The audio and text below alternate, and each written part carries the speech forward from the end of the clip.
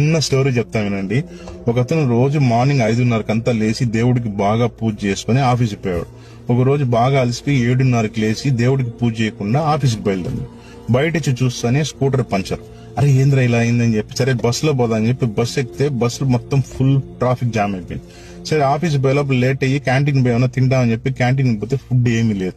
సరే చాయ్ బిస్కెట్ తినేసి ఇంటికి వచ్చినాడు.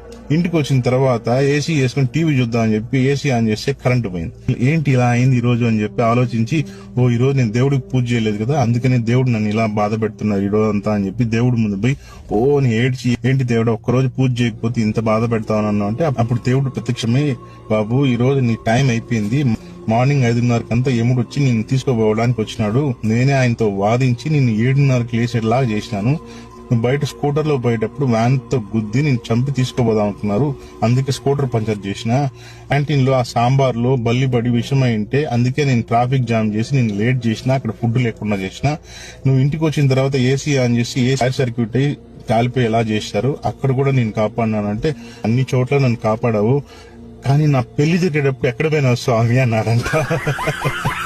అప్పుడు దేవుడు అన్నాడంట, ఒరే దూడమొహమోడా, నువ్వు నన్ను మొక్కడం స్టార్ట్ చేసిందే పెళ్ళైన తర్వాత రా అన్నాడంట.